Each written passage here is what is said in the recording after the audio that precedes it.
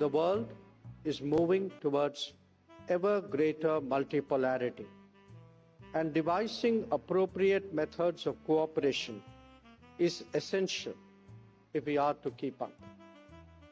Moreover, Russia has consciously focused more deeply on Asia since 2022. This has created many more avenues of cooperation. That we have a long history of strong convergence and deep friendship allows us to make the best of both factors. That the two economies are so complementary is also a key consideration. A partnership between an India that has an 8% growth rate for multiple decades ahead and a Russia that is a key natural resources provider as well as a major technology leader will serve both of them and the world well. Keeping that in mind, ladies and gentlemen, let me highlight 10 significant developments that we need to take note of. 1. Our bilateral trade today is $66 billion. This makes the goal of reaching $100 billion by 2030 more than realistic. 2. The balance of trade, however, needs urgent redressal since it is so one-sided.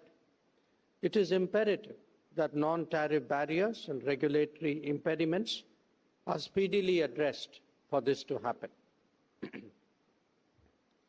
3. The India-Eurasian Economic Union Trade in Goods negotiations commenced in March this year. We need to vigorously take it forward. 4. The first ever bilateral investment forum took place in Moscow in April 2024. We also need to expedite negotiations on the bilateral investment treaty. 5. The program for cooperation in regard to the Russian Far East from 2024 to 29 was signed in July during the annual summit.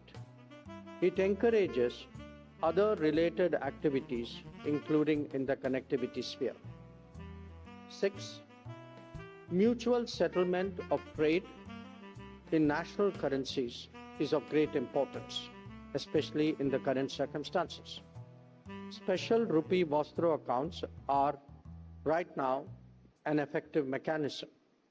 However, even in the short run, a better trade balance with national currency settlements is obviously the answer.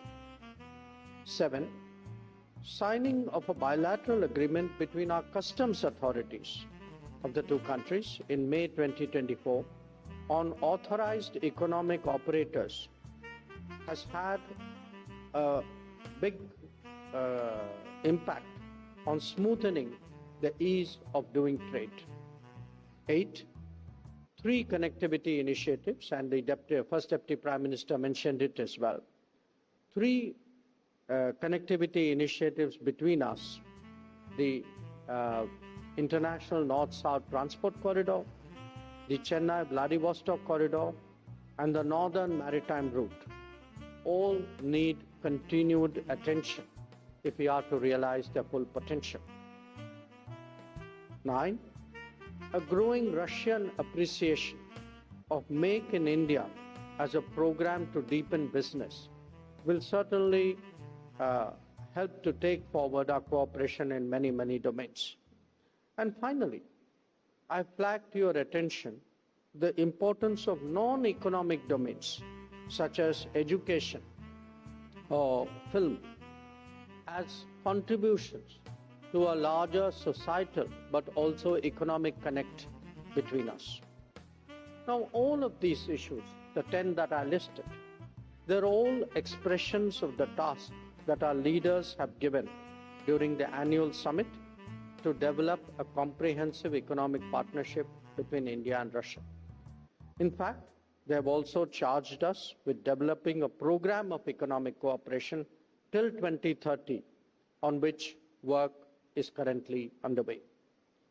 So, ladies and gentlemen, I am sure you will agree that the business community of both countries should take note and appreciate the strong direction given by the governments to take forward our trade and investment ties.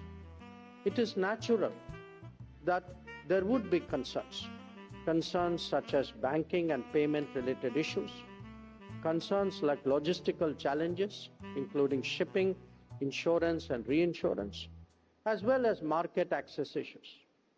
Obviously, we have to find solutions that work to the comfort level of those who are actually involved in trade. I'm confident that today's gathering and the sessions that will follow will facilitate an open exchange of views in this regard, with the expectation of coming up with mutually beneficial and workable answers. Friends, we are all aware of the complementary nature of our respective economies. If we recognize that fully, then it also follows that our approach is not transactional, but aimed at building long-term partnerships. In energy domains such as oil, gas, coal, or uranium, India will always be a major player in the international markets. This applies as well to the demand for fertilizers of various kinds. Constructing a mutually beneficial arrangement will help us both address the volatility and the uncertainty of our times. The emergence of a global workplace is also today an increasing reality. Demographic unevenness has created demand and supply imbalances across the world. India and Russia can be partners in this regard as well. It would require a focused initiative that customizes human resources in India for the Russian market.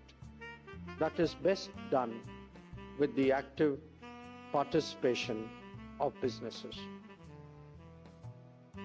Friends, tomorrow, the India-Russia Intergovernmental Commission will be meeting in Delhi to take stock of our bilateral cooperation. Your deliberations can provide a valuable input for policymakers to consider. We look forward to receiving these at the conclusion of this forum.